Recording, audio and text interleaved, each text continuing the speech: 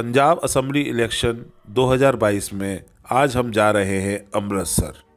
सिखों के सबसे बड़े धार्मिक स्थल अमृतसर में 5 कॉन्स्टिट्यूंसीज हैं जिनका आज हम मुआयना करेंगे और इसका पूरा विश्लेषण करके आपको बताएंगे।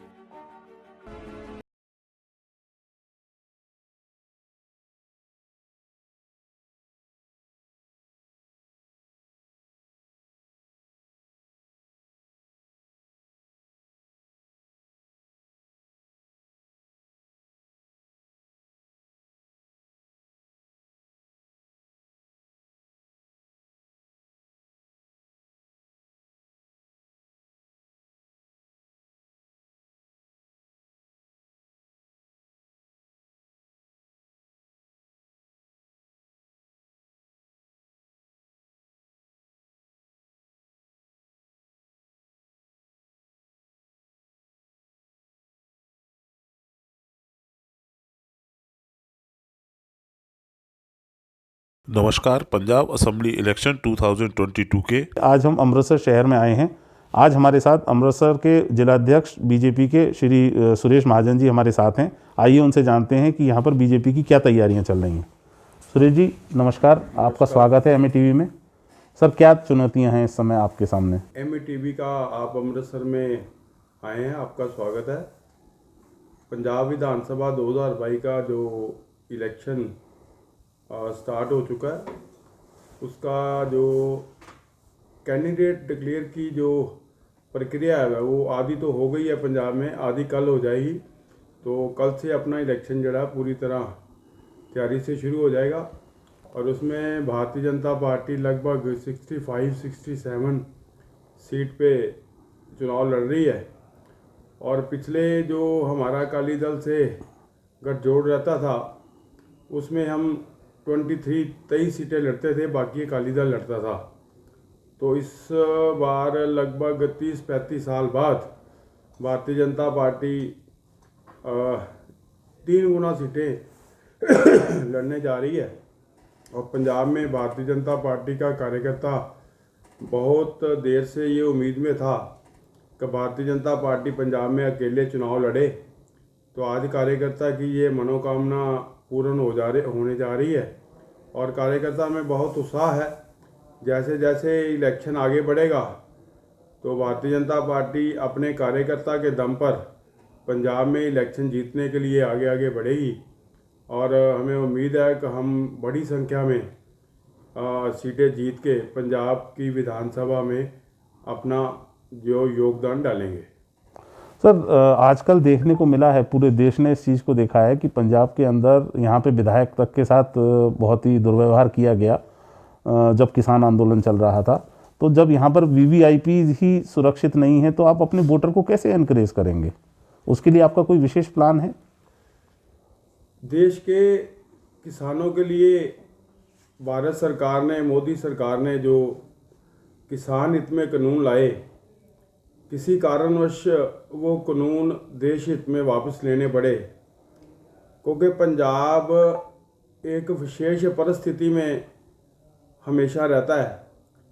तो ये किसान आंदोलन भी सारे देश का आंदोलन ना होके पंजाब और कुछ हरियाणा और कुछ यूपी का आंदोलन था और उस आंदोलन के कारण भारतीय जनता पार्टी पंजाब को खास करके बहुत सफ़र करना पड़ा।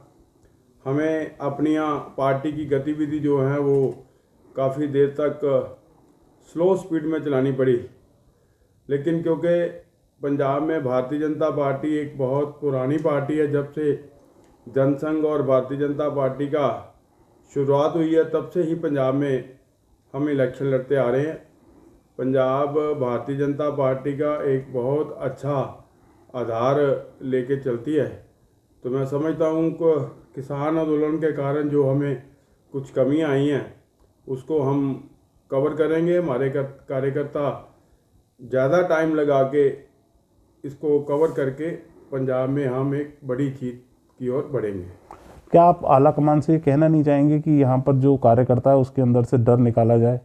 क्योंकि मैं खुद पंजाब के गांव-गांव में घूमा हूँ और मैंने यहाँ देखा है कि लोग कहते हैं हम साइलेंट वोटर हैं बीजेपी के, यानी वो बोलने से डरते हैं, उनको लगता है कि शायद उनका किसी से झगड़ा हो जाएगा। इस तरीके के माहौल को आप कैसे बदलेंगे? देखिए, जो परिस्थितियां हैं वो जो मैंने आपको पहले ही बोला कि भारतीय जनता पार्टी का अकाली दल से गठबंधन रहा लगभग 30-35 साल। उस समय में पंजाब का जो हिंदू कम्युनिटी है उसको रिप्रेजेंट करती थी भारतीय जनता पार्टी और सिख समाज को अकाली दल करता था। तो इसके कारण भारतीय जनता पार्टी का सिख समाज में बहुत ज़्यादा कोई काम ना होने के कारण सिख समाज हमारे से नहीं जुड़ा। लेकिन जब से भारतीय जनता पार्टी और अकाली दल का रास्ता अलग हुआ है, पंजाब में हम अकेले इलेक्शन लड़ने जा रहे हैं, तो बहुत बड़ा सिख वर्ग पंजाब का हमारे साथ जुड़ा है और भारतीय जनता पार्टी और मोदी सरकार की नीतियों को उन्होंने स्वीकार किया है और वो भारतीय जनता पार्टी के साथ काम करने के लिए अपने आप स्वयं भारतीय जनता पार्टी की ओर चलते आ रहे हैं। आपने देखा होगा कि पिछले कई दिनों से बहुत, चाहे वो कांग्रेस के हों, चाहे अकाली दल के हों, चाहे सिख समाज के बुद्धिजीवी लोग हैं, वो भारतीय जनता पार्टी की तरफ आकर्षित हुए हैं और भारतीय जनता पार्टी को ज्वाइन करके भारतीय जनता पार्टी के साथ कंधे से कंधा मिलाकर चलने का उन्होंने संकल्प लिया है। तो मुझे लगता है कि इस इलेक्शन में ये सारी बातें जो हैं वो कैलकुलेट होगी, उसी के कारण ही भारतीय जनता पार्टी पंजाब में अपना एक बड़ा आधार खड़ा करके निकलेगी। आपको क्या लगता है पिछली कांग्रेस सरकार की क्या क्या खामियां रहीं जो इस बार लोग आपको वोट करेंगे, क्योंकि पब्लिक तो वही है? पिछले 5 साल पंजाब में कांग्रेस की सरकार रही, उससे 10 साल पहले जो भारतीय जनता पार्टी अकाली दल की संयुक्त सरकार रही, तो जो 10 साल की सरकार थी उसमें भारतीय जनता पार्टी और अकाली दल ने पंजाब में जो डेवलपमेंट किया और जो पंजाब के लोगों को राहत दी, उसके कारण लोगों ने उस सरकार को दोबारा बना के 10 साल हम लगातार सरकार चलाते रहे। लेकिन पिछली जो कांग्रेस की सरकार बनी वो झूठे वादों की सरकार थी। देखो, हम सब जो पंजाबी लोग हैं, हम अपने गुरु ग्रंथ साहब महाराज पे पूरा विश्वास करते हैं और हम सब लोग उनका ही ओट आसरा लेके अपनी दिन का शुरुआत करते हैं। तो कांग्रेस वालों ने हमारे धार्मिक ग्रंथ गुटका साहब को हाथ में पकड़ के जो झूठी कस्में खाई, उससे लोग गुमराह हो गए और उसमें पंजाब के ऐसे वादे पंजाब के लोगों को दिए कि लोगों को लगा कि शायद अगर ये वादे हमारे पूरे हो जाएंगे तो हमारी ज़िंदगी बदल जाएगी। लेकिन पिछली सरकार ने 5 साल में उन वादों में कोई भी वादा जो है पूरा नहीं किया।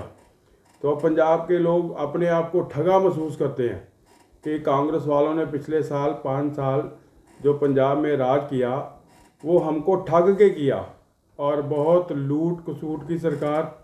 पंजाब उड़ता पंजाब के नाम से मशहूर हो गया। यहाँ पे घर घर नशा बिकना इस सरकार के कारण हुआ। पंजाब के अंदर भ्रष्टाचार चरम सीमा पर चला गया और नकली शराब और रेत माफिया, भू माफिया, पंजाब में सरकार नाम की कोई चीज़ पिछले 5 साल में नहीं रही, जिसके कारण पंजाब के लोग इस सरकार से इतने दुखी हुए हैं कि वो चाहते हैं कि पंजाब में बदलाव हो और जैसे देश में एक ईमानदार स्वच्छ सरकार चल रही है वैसे ही पंजाब में एक सरकार बने और डबल इंजन की सरकार पंजाब को तरक्की की ओर लेके जाए, ये पंजाब के लोग चाहते हैं। पर कांग्रेस ने तो सारा ठीकरा अमरिंदर सिंह जी के सर पे फोड़ के 4.5 साल का उनको दे दिया और बोलते कि हमारा तो सीएम चन्नी है और चन्नी साहब ने काफ़ी काम किया हुआ है।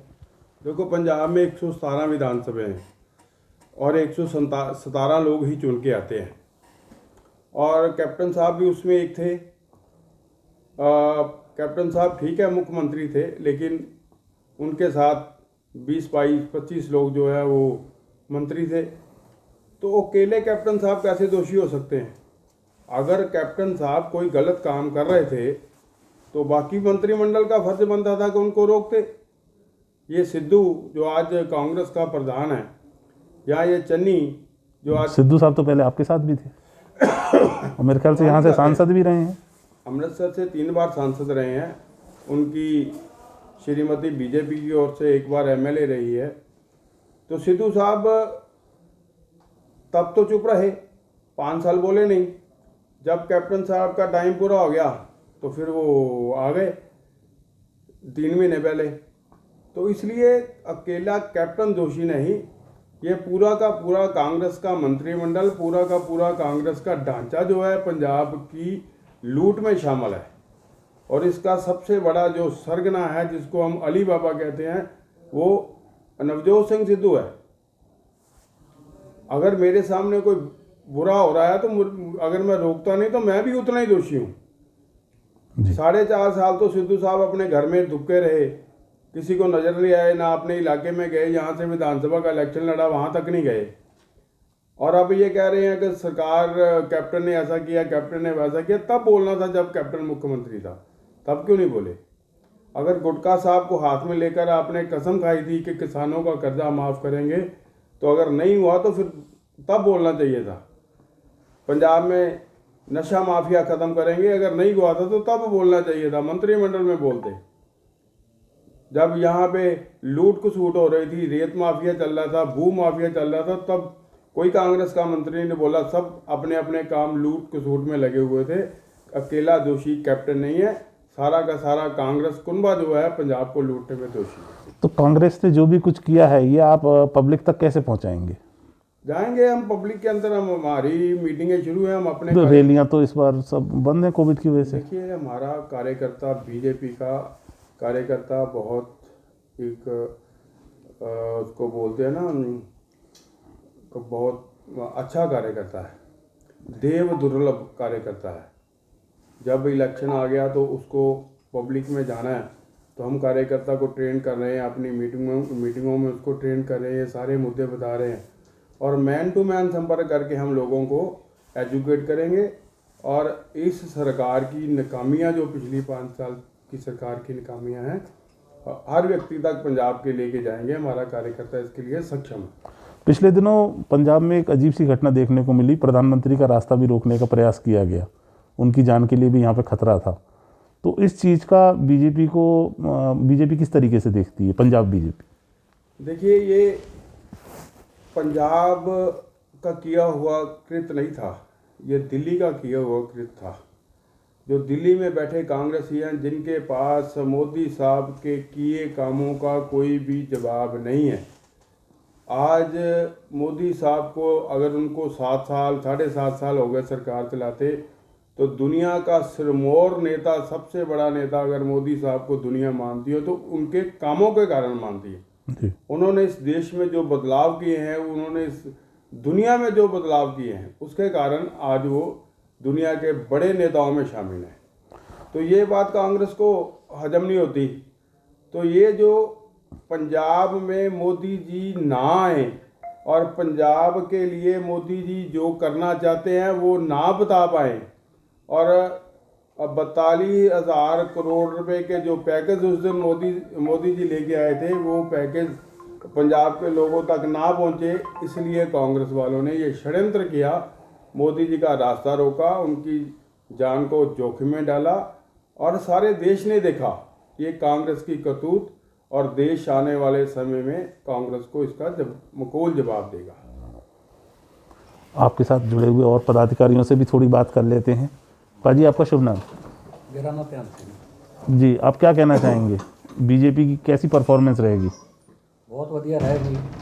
बीजेपी ਦੀ ਸਰਕਾਰ ਜਿਹੜੀ ਆ ਇੱਕ ਠੋਸ ਸਰਕਾਰ ਆ, ਸੈਂਟਰ ਦੇ ਵਿੱਚ ਸਰਕਾਰ ਆ, ਕਰਪਸ਼ਨ ਰਹਿਤ ਸਰਕਾਰ ਆ। ਮੋਦੀ ਜੀ ਕਿਸੇ ਨੂੰ ਕਰਪਸ਼ਨ ਨਹੀਂ ਕਰਨ ਦਿੰਦੇ। ਪੰਜਾਬ ਦੇ ਵਿੱਚ ਵੇਖੋ 10-15 ਸਾਲ ਤੋਂ ਕਿੰਨੀ ਕਰਪਸ਼ਨ ਹੋ ਰਹੀ ਜੀ, ਕਰਪਸ਼ਨ ਹੀ ਕੀਤੀ ਆ ਲੋਕਾਂ ਨੇ, ਤੇ ਲੋਕੀ ਤਦੇ ਕਰਕੇ ਬਦਲਾਵ ਚਾਹੁੰਦੇ ਆ। ਇਹ ਤੇ ਜੇ ਨਾ ਜੇ ਕਿਸਾਨਾਂ ਦਾ ਮਸਲਾ ਹੁੰਦਾ ਤੇ ਇਹ ਬੀਜੇਪੀ ਦੀ ਇਕੱਲੀ ਸਰਕਾਰ ਆਉਣੀ ਸੀ, ਬੜੇ ਮੈਜੋਰਟੀ ਨਾਲ ਆਉਣੀ ਸੀ। ਤੇ ਇਹ ਇਹੀ ਕਾਰਨ ਆ ਥੋੜ੍ਹਾ ਜਿਹਾ ਜਿਹੜਾ ਇਹ ਮਤਲਬ ਹਾਲੀ ਰਾਲਾ ਮਿਲਾ ਜਿਹਾ ਝਗੜਾ ਜਿਹਾ ਹੈਗਾ ਵਾ ਤੇ ਸੀਟਾਂ ਦਾ। ਤਾਂ ਇਹ ਨਹੀਂ ਤਾਂ ਬੀਜੇਪੀ ਬਹੁਤ ਵਧੀਆ ਸਟਰੋਂਗ ਹੈਗੀ ਆ। ਫਿਰ ਇਹ ਮਤਲਬ ਕਿ ਕਰਪਸ਼ਨ ਰਹਿਤ ਆ, ਲੋਕਾਂ ਨੂੰ ਉਹਨਾਂ ਤੇ ਗਰੀਬਾਂ ਦੀ ਮਤਲਬ ਕਿ ਸਹੂਲਤਾਂ ਤੇ ਅਪਲਿਫਟ ਕਰਨ ਵਾਸਤੇ ਬੜਾ ਮਤਲਬ ਕਿ ਕੰਮ ਕੀਤੇ ਆ ਮੋਦੀ ਸਾਹਿਬ ਉਹਨੇ, ਜਿਵੇਂ ਉਜਾਲਾ ਯੋਜਨਾ ਹੋ ਗਈ, ਹੋਰ ਕਿਸਾਨਾਂ ਤੇ ਮਤਲਬ ਕਿ ਜਿਹੜੀ ਉਹਨਾਂ ਦੇ ਖਾਤਿਆਂ 'ਚ ਪੈਸੇ ਪਾਉਂਦੇ ਆ, ਹਰ ਵਾਰੀ ਕਿਸਾਨ ਹਮਾਇਤੀ ਜਾਂ ਹਮਾਇਤੀ ਵੀ ਹੈਗੀ ਆ। ਉਹ ਵੱਖਰੀ ਗੱਲ ਆ, ਮਤਲਬ ਵੀ ਇਹ ਨਹੀਂ ਸਮਝਾ ਸਕੇ ਚੰਗੀ ਤਰ੍ਹਾਂ ਉਹਨਾਂ ਨੂੰ, ਤੇ ਜਾਂ ਉਹ ਮਤਲਬ ਵੀ ਉਹਨਾਂ ਦੇ ਮਗਰ ਕੁਝ ਜਿਹੜੀਆਂ ਹੈਗੀਆਂ ਸੀ ਪਾਰਟੀਆਂ ਸੀ ਉਹ ਉਹਨੂੰ ज़्यादा चौंक रही हैं किसानों में। आपको लगता है किसान आंदोलन जब चल रहा था तो किसान जो बिल थे, वो कानून जो थे, वो मोदी जी ने लेने में देर कर दी, उसका आपको नुकसान हो रहा है? ਉਹ ਤੇ ਫਿਰ ਚੱਲਣ ਦੇ ਵਿੱਚ ਸਮਝਾਉਂਦੇ ਰਹਿੰਦੇ ਨਾ, ਮਤਲਬ ਤਦ ਕਰਕੇ ਉਹ ਮਤਲਬ ਡਿਲੇ ਹੋ ਗਈ। ਡਿਲੇ ਹੋਣ ਦਾ ਕਰਕੇ ਸਾਨੂੰ ਮਤਲਬ ਕਿ ਇਲੈਕਸ਼ਨ ਆ ਗਈ ਪੰਜਾਬ ਦੇ ਵਿੱਚ, ਜਿਹੜੀ ਆ ਹੁਣ ਇਲੈਕਸ਼ਨ ਜਿਹੜੀ ਆ ਗਈ ਉਹਦੇ ਵਿੱਚ ਪੰਜਾਬ ਨੂੰ ਥੋੜ੍ਹਾ ਜਿਹਾ ਮਤਲਬ ਕਿ ਹੈਗਾ ਇਲੈਕਸ਼ਨ ਦੇ ਵਿੱਚ ਫਰਕ ਤੇ ਪੈਂਦਾ ਹੀ ਆ। ਬਾਕੀ ਇਹ ਮਤਲਬ ਵੀ ਉਹ ਜਿਹੜਾ ਹੈਗਾ ਸੀ ਉਹਨਾਂ ਮਤਲਬ ਵੀ ਬਣਾਏ ਤੇ ਉਹਨਾਂ ਦੀ ਆਮਦਨ ਵਧਾਉਣ ਨੂੰ ਹੀ ਕਿਸਾਨਾਂ ਦੀ। भाजी आपको लगता है सिख समुदाय बीजेपी के साथ पंजाब में जुड़ेगा? ਜ਼ਰੂਰ ਜੁੜੇਗਾ ਜੀ। ਕਿ ਪਹਿਲਾਂ ਵੀ ਜੁੜਨਾ तो पहले भी नाल ही चल रहा है, जब अकाली टाइप चल रहा है अकाली दल की सरकार के साथ जी। ਹੁਣ अभी अलग हो गया, ਹੁਣ आपकी सरकार बनाएगा बीजेपी, तो ज़्यादातर तो ऐतकी बार भी बीजेपी अपनी सीटों पे करेगा ही। सुनते यहाँ पर बीजेपी का जो भी वोट है वो शहरों में है, गांव में नहीं है, ये सच बात है? नहीं, जितना भी है शहरों का भी है, और जो एजुकेटेड है उनको पता है कि पंजाब का माहौल सुधारना है, वो जाएगा साथ में जरूर। पाजी आपका शुभ नाम? मेरा नाम मानव त्रिवेदी, उपाध्यक्ष हूँ मैं भाजपा का। जी, आप क्या कहना चाहेंगे सर, बीजेपी की परफॉर्मेंस कैसी रहेगी और आप अपना मुकाबला कौन सी पार्टी से मानते हैं? देखिए, जो कार्य पिछले दिनों में या पिछले 7 सालों में मोदी सरकार ने किए हैं वो सबके सामने है।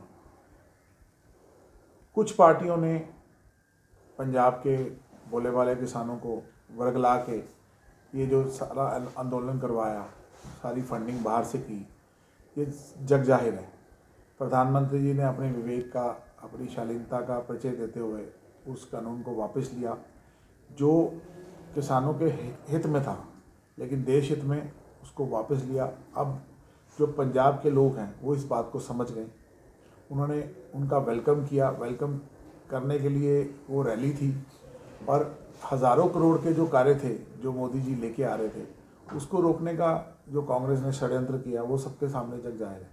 अब उसी का पर्दाफाश यहाँ पंजाब के लोग करेंगे। आप ये गलत है कहना कि पंजाब बीजेपी जो है वो शहरी पार्टी है। गांव में से भी जन जन से जो महानुभाव जुड़ रहे हैं भाजपा के साथ, वो सबके सामने है और बीजेपी एक बहुत अच्छी विक्ट्री करने जा रही है, वो सबको। लेकिन कुछ लोगों का मानना है, जैसे कांग्रेस अक्सर कहती है कि प्रधानमंत्री जी की रैली में 70,000 की भीड़ में केवल 700 लोग थे, क्या उसके विषय में आप क्या कहेंगे? बिल्कुल ये गलत है, बिल्कुल ये गलत है। ये जब अगर थे, मैं तो एक बात बोलना चाहता हूँ कि कांग्रेस का पर्दा खुद का फाश होता उस टाइम पे, वो मोदी जी को आने देते ना, तब पता लग जाता कि कितने लोग थे। और हर जगह से इन्होंने ब्लॉकेज करके, हम लोग खुद वहाँ पे थे। प्रधानमंत्री की सुरक्षा से खिलवाड़ करना जितना कांग्रेस की पूरे देश में तो हुई है किरकिरी, वो पूरे बाहर के मुल्क भी वो लोग देख रहे हैं कि अपने प्रधानमंत्री को जिस तरह इन्होंने ट्रीट किया, इनको आने वाला टाइम याद रहेगा और याद लोग करवाएंगे। प्रधानमंत्री जी की एक बहुत बड़ी योजना है आयुष्मान कार्ड की, जो पंजाब के अंदर नहीं चलती है। यहाँ की पब्लिक का मानना है कि वो मोदी जी ने पंजाब के लिए नहीं दी है, जबकि ऐसा नहीं है, वो पूरे देश के लिए है। तो कांग्रेस सरकार ने पहले 3 साल उसको लागू नहीं किया, बाद में किया भी, लेकिन लोगों को उसका फ़ायदा नहीं मिलता है, हॉस्पिटल वाले उसको नहीं मानते हैं। तो आप लोगों के पास ऐसी कभी खबरें आती हैं कि कुछ लोगों के साथ, जो कि गरीब आदमी के लिए तो मोदी जी ने दिया है 5 लाख रुपए का, तो वो उनको मिलता क्यों नहीं है? और उसके लिए आप, चूंकि बशर्ते आप विपक्ष में हैं, लेकिन कम से कम आप जाके बोल तो सकते हैं कि भाई ये तो गवर्नमेंट की स्कीम। हमारे कार्यालय में अध्यक्ष जी के पास काफ़ी लोग आते हैं, रेगुलर आते हैं, उनको जिनको स्कीम्स का हम बताते हैं कि गवर्नमेंट ने कितनी स्कीम्स शुरू करी हैं और पंजाब सरकार ने उसको लागू नहीं होने दिया, उसका ही खामियाजा इनको इस चुनाव में भुगतना पड़ेगा। और जब भाजपा की सरकार बनेगी तो पूरे देश में जो भाजपा की, मोदी सरकार की जो कार्य हैं वो हम पंजाब में दोबारा लेके आएंगे, उसी फ्लो में जो पूरे देश में चल रही है, और उसका फ़ायदा पूरे पंजाब में होगा। तो अमृतसर की 5 में से 4 सीटों पर बीजेपी लड़ेगी यहाँ पर, और वो आपके कैंडिडेट कल फाइनल हो जाएंगे। जी, आपका क्या कहना है बीजेपी की परफॉर्मेंस को लेके? बीजेपी जी, सभी लोग चाहते हैं नया पंजाब बने जी। के लोग नहीं चाहते कि वो नशे वाला पंजाब हो, भ्रष्टाचार वाला पंजाब हो। उससे मुक्ति चाहते हैं। तो इसलिए अब लोगों में जोश है। तो आप देखना 20 फरवरी को बहुत काफ़ी तादाद में लोग भाजपा को वोट करेंगे। आपने एक प्रश्न किया कि पंजाब में लोग भाजपा के लोग शहरों में या गांव में नहीं है। जी देखो, पंजाब के गांव में बहुत बड़ी आबादी सिख समाज की रहती है जी और जितना सिख समाज, सिख धर्म और सिख गुरुओं के लिए मोदी जी ने किया जी और किसी ने नहीं किया, चाहे उसमें करतारपुर एक साहब। बहुत बड़ी मांग थी जो हम गुरुद्वारों में रोज़ सुबह उसका रोज़ बार बार वो डिमांड करते थे, अपने वाहिगुरु सच्चे बादशाह से अरदास करते थे कि वो गुरु नानक देव जी का जो करतारपुर लांघा है वो खुल के हमें खुले दर्शन दीदार होने चाहिए। तो उसके लिए सबसे पहले पहल की तो वो मोदी साहब ने की और उसके कारण वो करतारपुर लांघा खुला है। ठीक है कि कोरोना के कारण उसमें कुछ दिक्कतें आई, लेकिन ये एक बहुत बड़ा सिख समाज के लिए एक तोहफा था गुरु नानक देव जी का वो स्थल। यहाँ पे हमें आज़ादी से हम इसकी मांग कर रहे थे, जो उन्होंने मांग पूरी की, लांघा खोला। जी और उसके बाद सिख समाज के लिए जैसा जैसा भी, जैसे श्रोमणी कमेटी ने कहा कि जो हरिमंदर साहब में लंगर लगता है उसके लिए वो GST के दायरे में आता था, उसको निकालना, तो उसको निकाला। तो अभी अभी जो घोषणा हुई, अपने जो गुरु गोबिंद सिंह महाराज जी के बेटे, उनका मतलब कहीं पूरे देश में किसी दिन पे जिक्र ही नहीं होता था। बाल दिवस का जिक्र होता था नेहरू जी के साथ जोड़कर, लेकिन मोदी जी के प्रयास से वो जो हमारे गुरुओं के शहीद बच्चे थे उनको याद करने के लिए उन्होंने जो ये 26 दिसंबर का दिन निश्चित किया और सारे देश में वीर बाल दिवस के नाम से उसको मनाने की घोषणा की। और सारा सिख समाज इसके लिए मोदी जी का धन्यवाद भी उन्होंने किया और मोदी जी को सब लोग इसलिए प्यार भी करते हैं। तो मैं समझता हूँ कि पंजाब में रहने वाला जो सिख समाज है वो मोदी जी को जानता है, मोदी जी की नीतियों को जानता है, मोदी जी का जो सिख धर्म के प्रति श्रद्धा है उसको भी वो जानता है। इसलिए सब लोग पंजाब के मोदी जी को अपना प्यार इस इलेक्शन में जताएंगे और हम बड़ी संख्या में पंजाब में एक अच्छी तादाद में जीत के आएंगे और पंजाब को खुशहाल बनाएंगे। हमसे बात करने के लिए बहुत बहुत धन्यवाद। ये थे अमृतसर बीजेपी के लोग जो अपनी विजय को लेकर काफ़ी आश्वस्त हैं।